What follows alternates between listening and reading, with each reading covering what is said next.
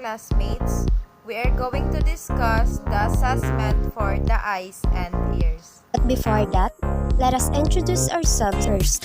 Hi, I am Romaila A. Cambal. Hi, I'm Rauda Nando. And I am Janice Precioso. Hello everyone, I am Baishala Batsuan. And we are the group 3. Without further ado, let's get started. Let's start to the eyes. The external structures of eyes are eyelids, eyelashes, lacrimal glands, conjunctiva, sclera, iris, extraocular muscles, cornea, lacrimal ducts, anterior chamber, and the pupils. For the internal structures are optic disc, retinal arteries, retinal veins, and retina. Let's proceed to the functions of each structures. First is the external structures of eyes. The function of eyelids and eyelashes is to protect the eyes from the foreign elements that can impact them. Lacrimal glands and ducts to produce tears when we are emotional or when we starting to crying, diba? Our eyes is produce the tears. Conjunctiva is to provide lubrication. For the sclera, it gives shape and structure to eye. Iris is to control amount of light entering the eye and also provides eye color. Extraocular muscles is to control eye movement. Cornea is the transparent and to a vascular outer layer of the eyeball.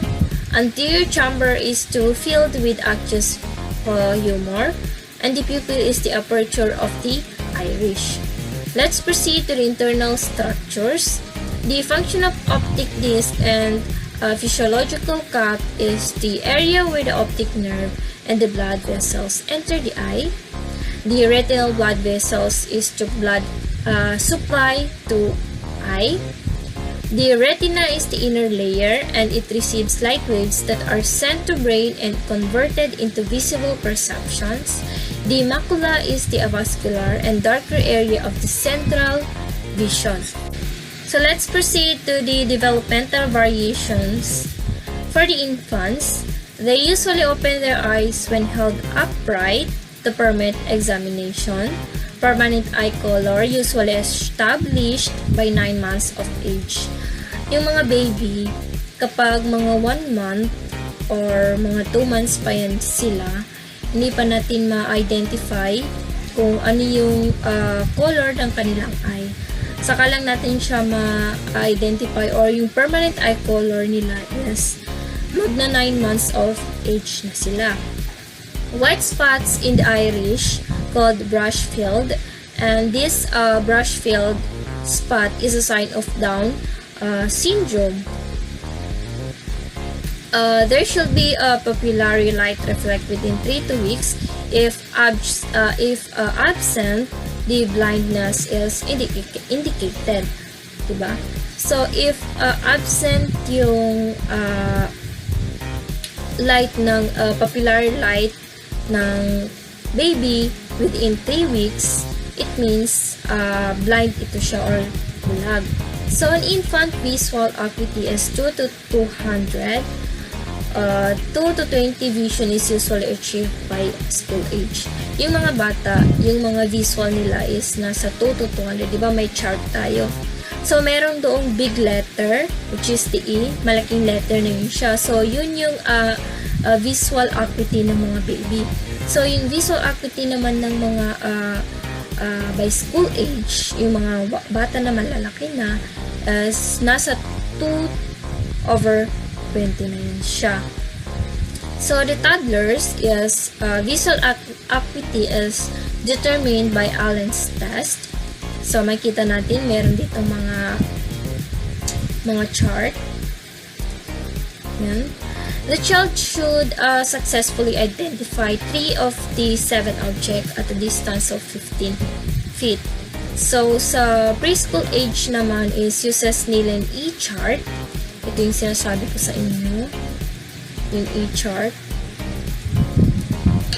3-year-old is na yung visual acuity nila is nasa 20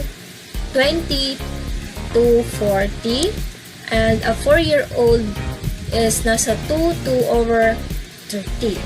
So the client is able to read at 20 feet from the chart what a healthy eye can read at 40 feet. Diba may ano tayo dito, may e-chart tayo dito. So kapag yung patient mo nakakita siya sa 40 feet, it means yung kanyang eye is healthy kasi nakikita niyo, nababasa niya kung ano yung nasa yung mga letters na nasa 40 feet. Sa school age naman is yung visual acuity should be at 20 to over 20. Children must be screened for color blindness. Commonly has difficulty in distinguishing red and green. So yung mga children, may mga children talaga na color blindness sila, which is hindi nila ma-identify kung what color yung kanilang nakikita. For the adult naman is the presbyopia, which is decreased ability to focus near objects. Ito naman yung mga tao na hindi nila nakikita yung mga objects within, kumbaga yung nasa malapit lang, yung mga malalapit. For the ectropion or ectropion is the sagging of the lower eyelid. For the cataract is clouding of the lens. So letter B is the assessment of extraocular muscles. Number 1 is the corneal light reflect test. Shine directly light on patient eyes. Note position of light reflection. Kapag ginagamit na natin yung ating pen light sa ating patient eyes, kailangan natin talagang i-note kung anong reflection ng light or kung anong position ng light sa patient's eyes natin.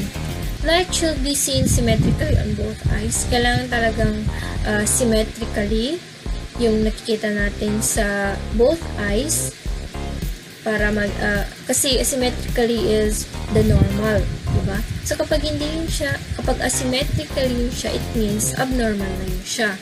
Light reflection makes the cornea sparkle. So yung pain light, kapag na-direct na natin sa ating patient eyes, yung cornea natin is nagsasparkle. So the abnormal findings of this is asymmetrical corneal light reflex, which is the weak extraocular muscles or strabismus. Ito yung sinasabi ko, diba? Kapag yung pen light ginagamit natin sa eye ng patient, kapag hindi pantay yung reflect ng spot ng light doon sa eyes ng ating patient, which is asymmetrical, ito yung tinatawag na abnormal findings. Kumbaga, hindi normal yung eye ng ating patient. Abnormal siya, or kumbaga parang duling, diba? Number 2 is the cover or uncover test. Cover patient's one eye and him focus on an object afar. Uncover eye and note drifting. There should be no drifting.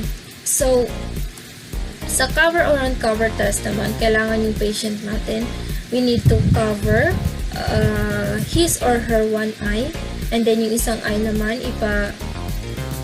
ikita natin sa isang object, sa malalayong object. So, sa uncover eye naman is kailangan hindi siya nag-drifting. And kapag nag-drifting na yun siya, it means abnormal na yun siya.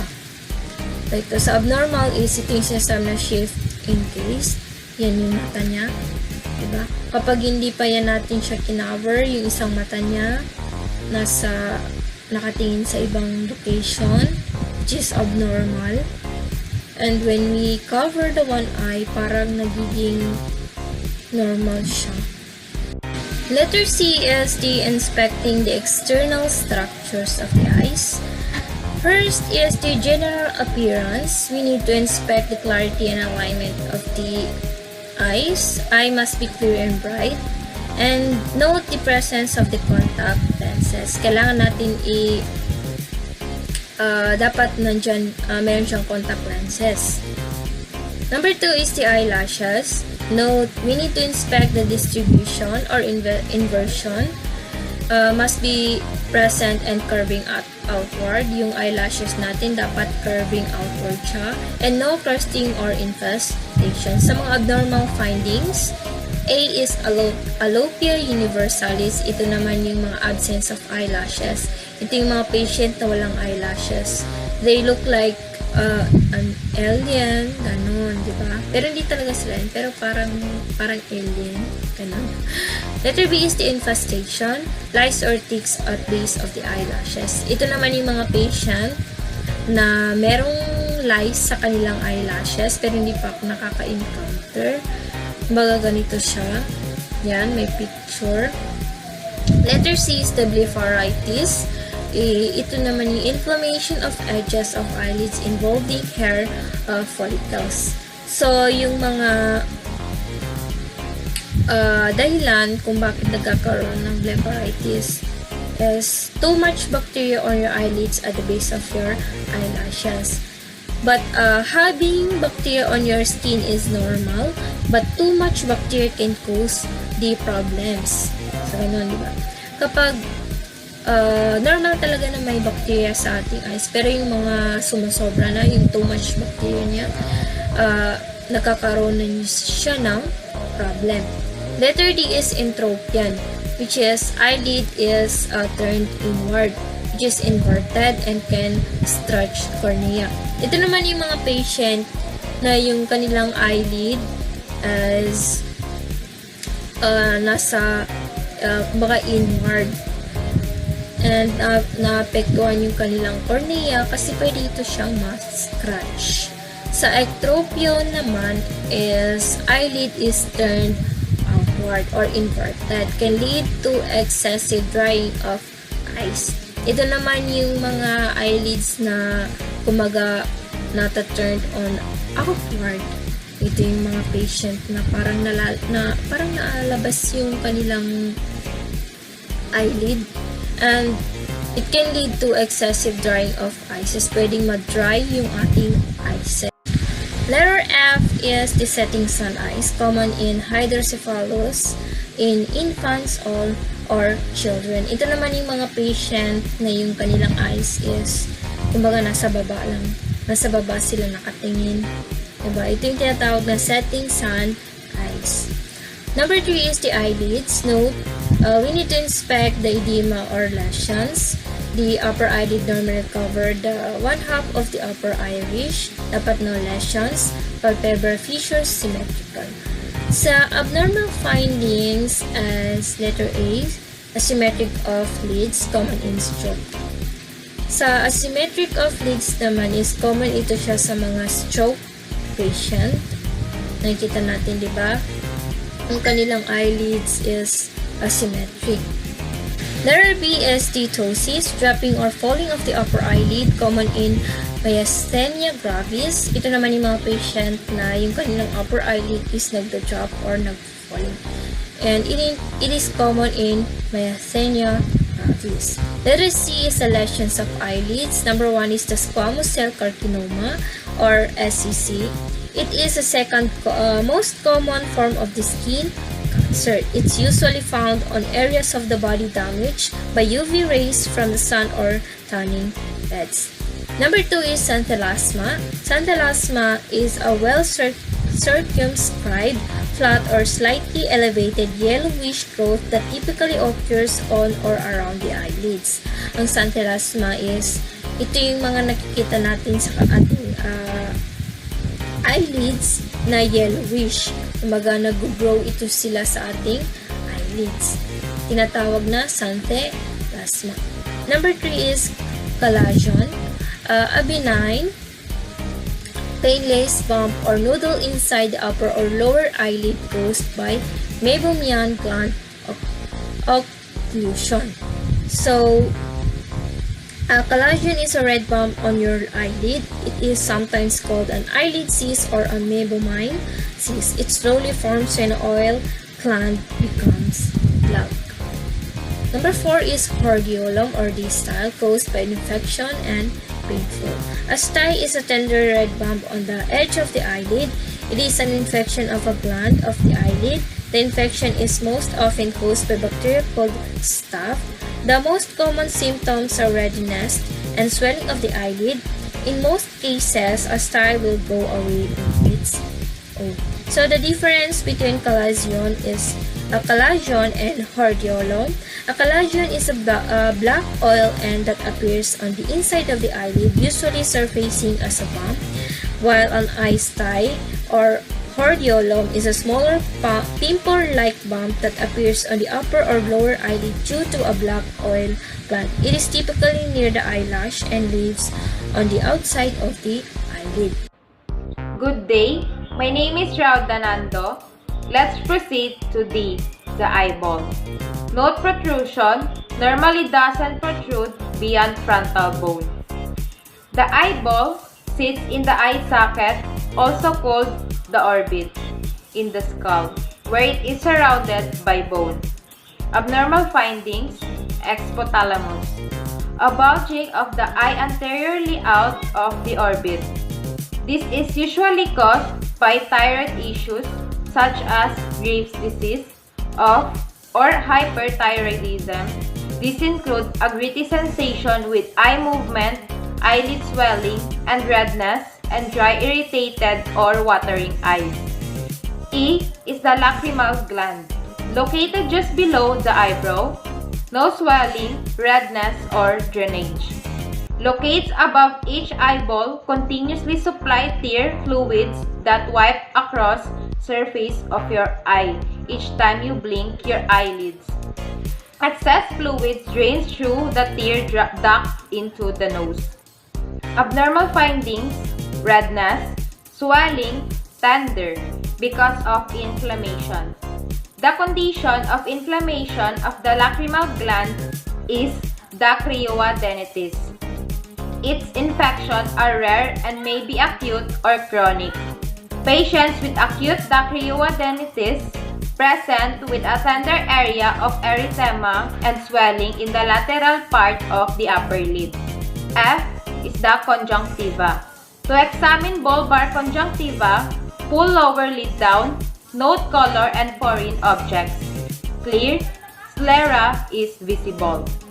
Palpebral conjunctiva, gently roll eyelid up, note color and foreign objects. Pinkish, minimal blood vessels visible. The bulbar conjunctiva covers the anterior part of the sclera, the white of the eye. It does not cover the cornea. The palpebral conjunctiva is pinkish. It covers the inner surface of the upper and lower eyelids. Abnormal findings: A. Conjunctivitis, red palpebraral and bulbar conjunctiva. Conjunctivitis, which is common known as pink eye mucous membrane that covers both the surface of as many etiologies, including infection from various bacteria, fungi, and viruses, as well as toxic and allergic insults. B is the anemia. Pale pink conjunctiva. An unhealthy pale appearance of the palpebral conjunctiva is a sign of anemia. It reduced count of circulating red blood cells and can occur through blood loss or pathways that hinder red blood cell production. C. Pterygium. Thickening of conjunctiva is a growth of pink fleshy tissue on the conjunctiva, the clear tissue that lines your eyelids and covers your eyeball. It usually forms on the side closest to your nose and grows toward the pupil area. D is subconjunctival hemorrhage. Trauma. A subconjunctival hemorrhage is a red spot on your eye caused by a broken blood vessel. It might look scary, but it's usually harmless. Reconjunctiva, the clear membrane that covers your eye, has a lot of tiny blood vessels. E is the papilloma, benign growth, viral infection, and rare, known as a viral wart. Papilloma is the one of the most common benign eyelid tumors. An eyelid papilloma looks like a skin tag or a lesion that's flesh-colored, pink or dark brown, Most cases of eyelid papilloma occur in middle-aged or elderly people. G is the cornea and lens. Note clarity and abrasions. Clear, listening. 1. Corneal reflex with a CB. 2. Corneal reflex with puff of air. 3. Blink reflex using index finger. Blinking must be present. Negative corneal reflex indicate neurological problem. Trigeminal and facial nerve may be absent in people wearing contact lens. The lens is located behind the iris and is normally clear. Light passes through the pupil to the lens. Small muscles attached to the lens can make the lens change shape, allowing the eyes to focus on near or far objects. Abnormal findings. Number 1. Cloudy cornea. Vitamin A deficiency. A lack of vitamin A causes the cornea to become very dry, leading to clouding of the front of the eye, corneal ulcers, and vision loss. Vitamin A deficiency also causes damage to the retina, which also contributes to blindness. 2. Irregularity of cornea caused by corneal abrasions or ulcer. As the cornea gradually becomes irregular in shape, progressively, nearsightedness and irregular astigmatism increase. This creates problems such as distorted and blurry vision, glare and light sensitivity as well. Lens capacity, cataracts. Cataracts from when protein builds up in the lens of your eye and makes it cloudy. This keeps light from passing through clearly. It can cause you lose some of your eyesight. I is the iris. Note color and shape may be blue, green, or brown. Shape should be circular. This iris lies in front of the crystalline lens and separates the anterior chamber from the posterior chamber. Abnormal findings. A. Brush field spots, common in Down syndrome. White specks. They occur in 35 to 78% of newborn infants with Down syndrome.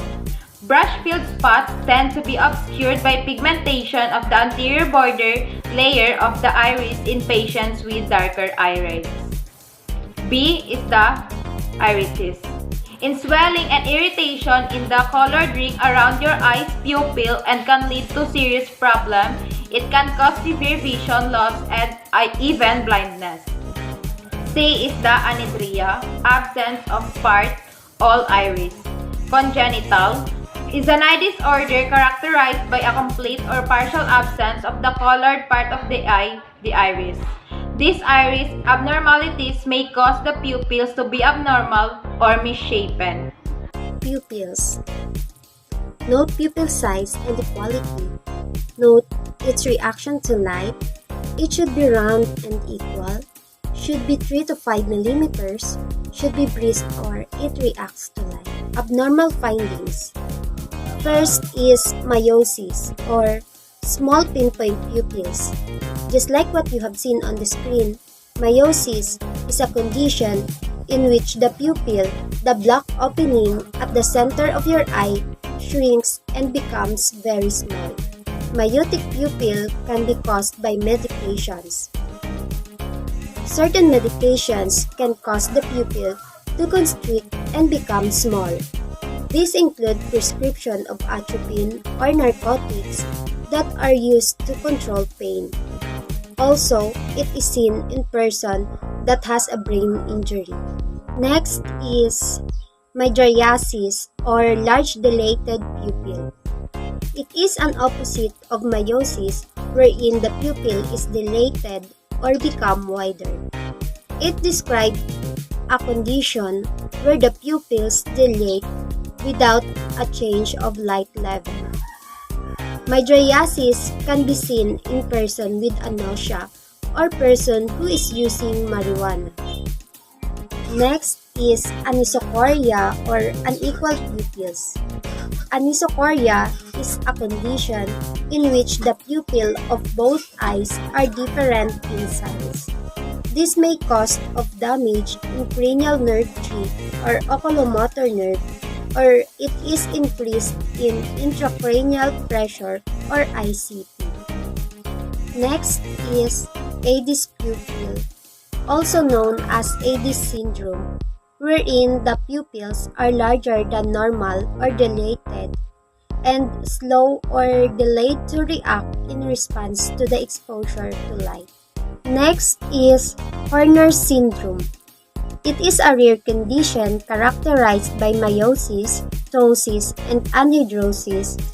Horner syndrome affects one side of the face, causing the eyelid to droop and the pupil to become small or constricted. It is caused by sympathetic nerve lesions. So let's proceed to the accommodation. Adjustment of eye to various distances. First, hold finger in front of patient about 14 inches from the patient. And next, instruct to focus on finger while you move it closer to the patient.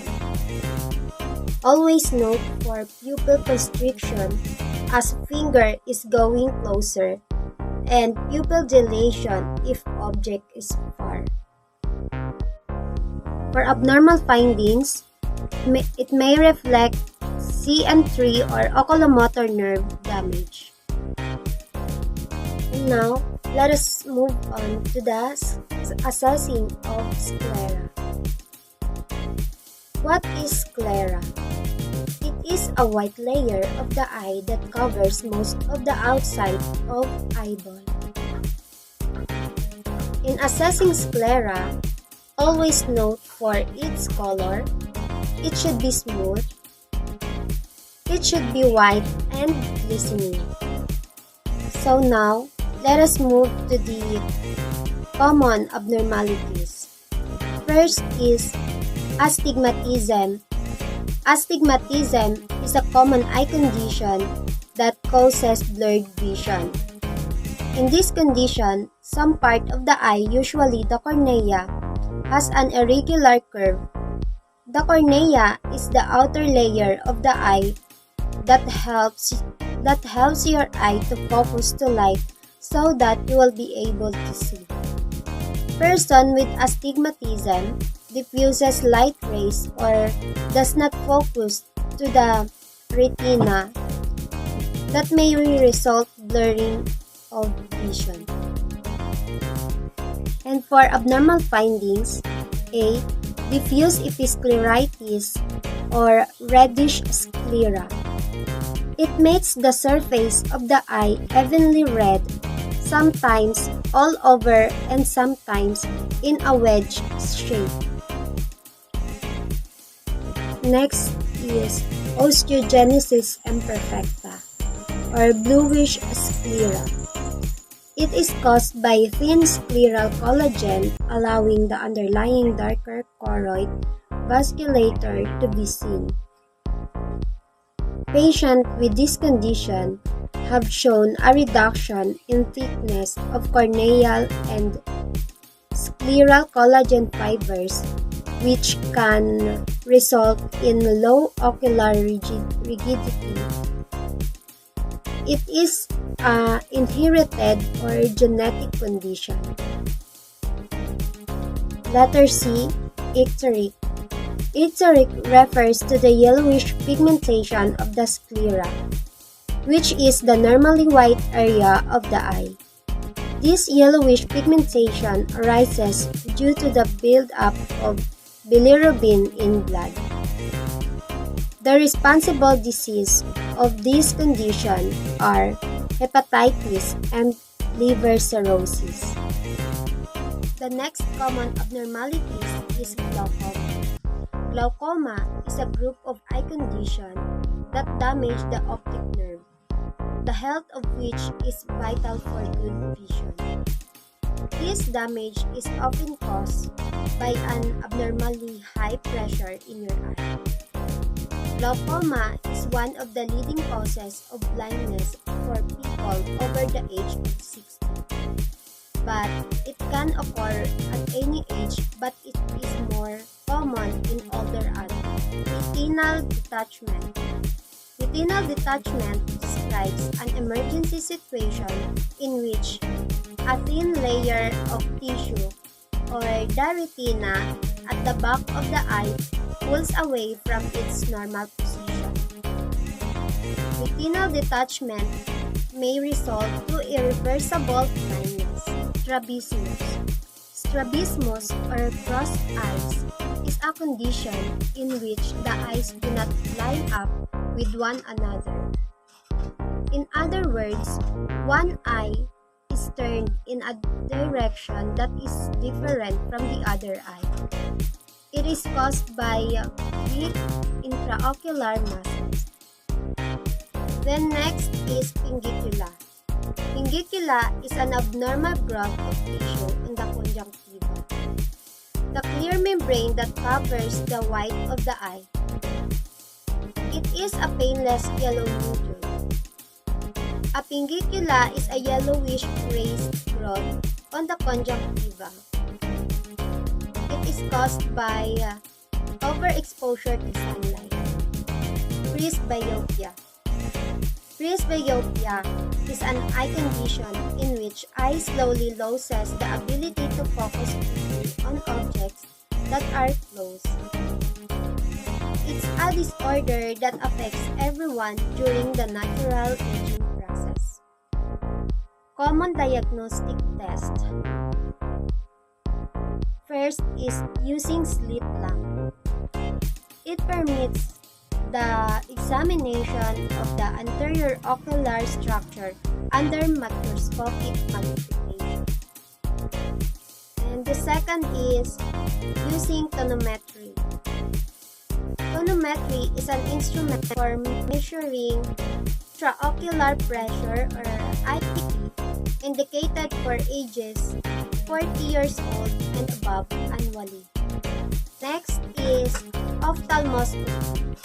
Ophthalmoscopy allows you to view external and the internal structures of the eyes. Using this tool, look for red reflex that indicates reflection of light in the retina. Last is fluorescent angiography. It provides a detailed image of the eye circulation. Photographs are taken after then administration of the dye intravenously. In preparation, mydriatics 1 hour prior to the test. Now, let's proceed to the assessment of Hello the everyone, ears. I am Baishala Bansuan and I will be discussing the assessment of the ears. So first, let's talk about its structures. External ear, auricle and external ear canal.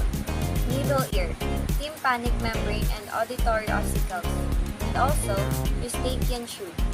Inner ear, labyrinth, cochlea, organ of Corti, and the CN8. Ossicle and external ear canal, it collects and transmits sound waves.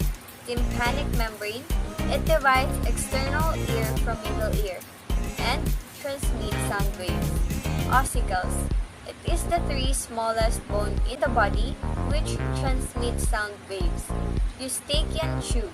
This equalizes pressure on both sides of tympanic membrane. Structures of inner ear.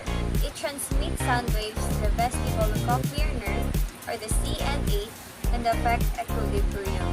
For the infant and children, structures needed for hearing develops during first trimester and more prone to the inner ear infection because of respiratory infection.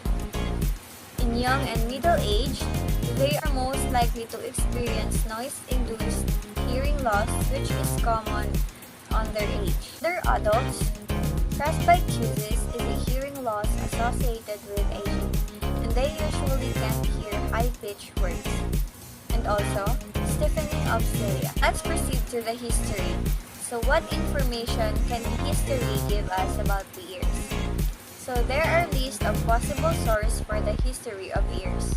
Biographical data, current health status, past health history, family history, review of systems, and psychosocial history. Biographical data is the information about a patient's history. Current health status, which refers to your recent medical conditions.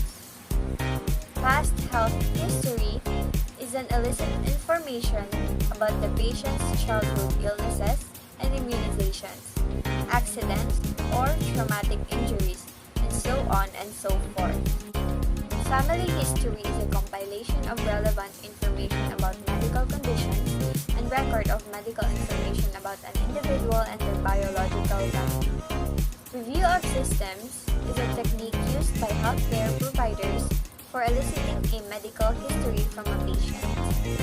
Psychosocial history, this helps the nurse determine if the patient is in mental health or a mental illness state. Let's talk about symptomatology. What symptoms would signal a problems with the ears?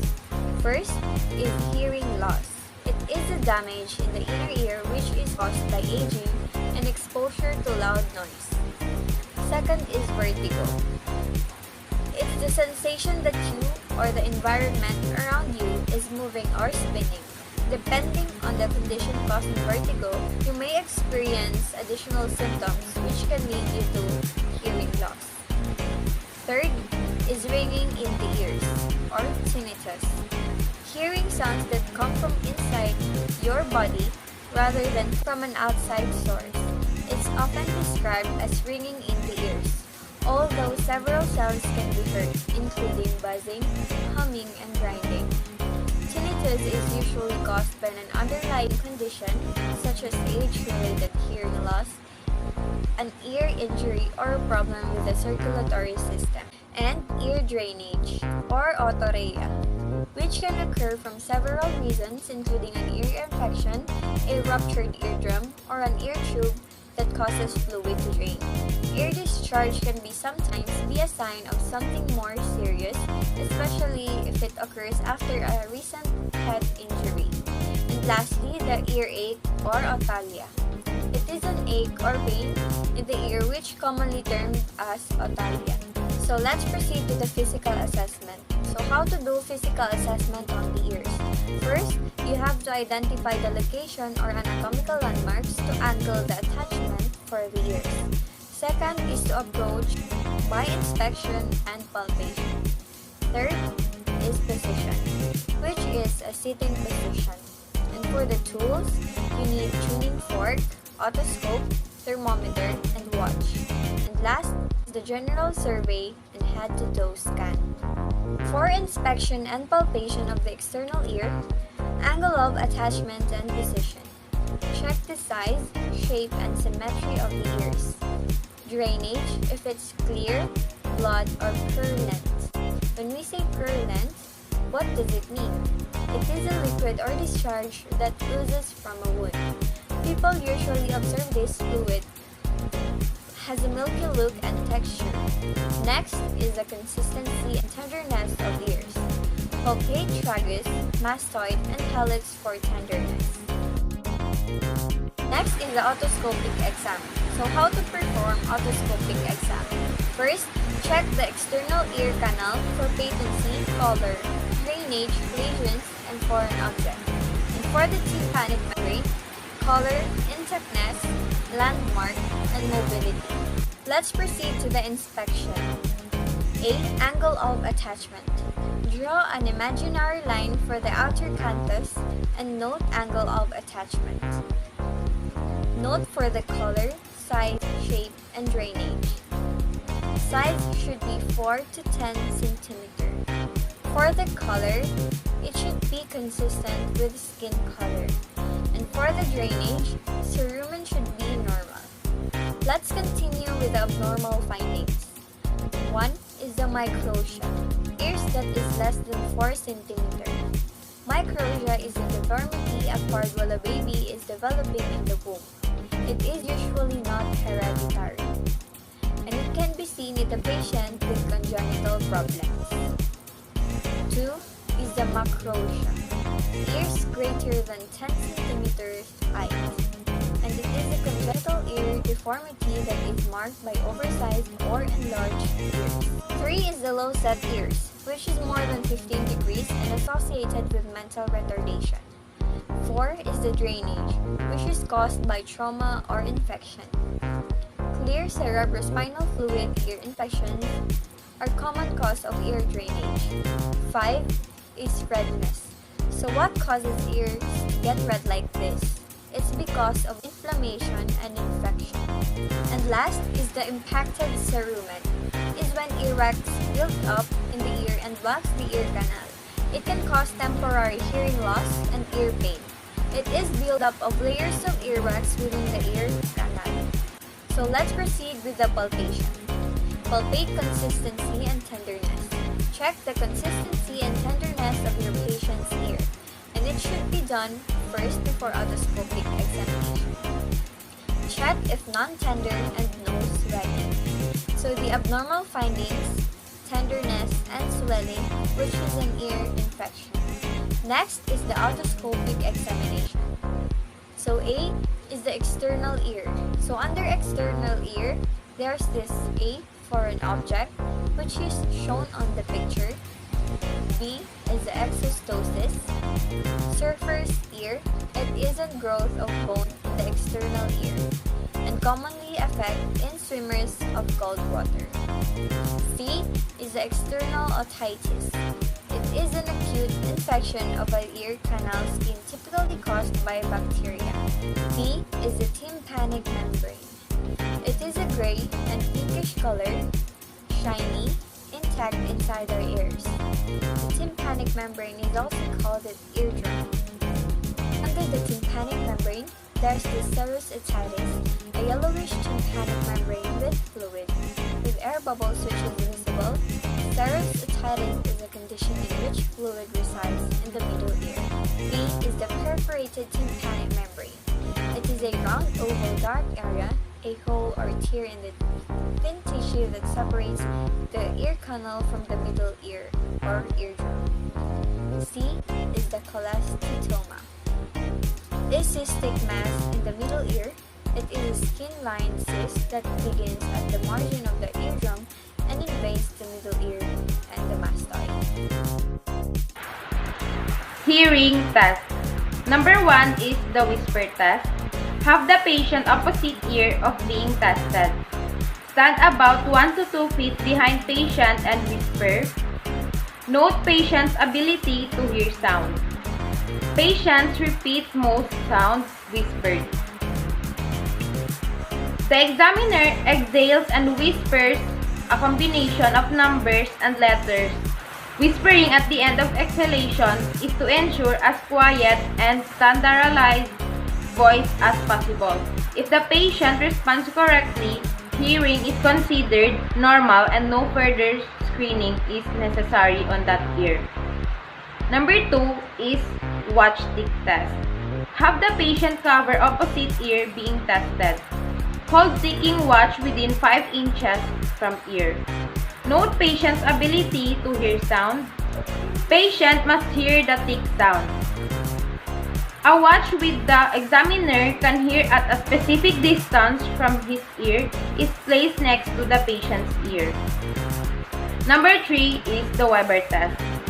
Hold turning fork by stem. Tap turning fork on your palm. Place vibrating turning fork to patient's forehead or top of his head. Vibration should be felt equally. Place the base of a struck turning fork on the bridge of the forehead, nose, or teeth.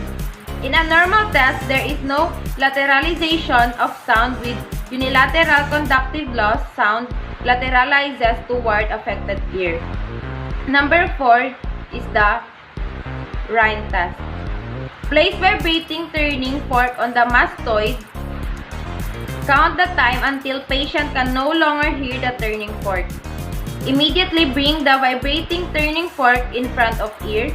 Continue to note the length of time until patient can no longer hear the sound.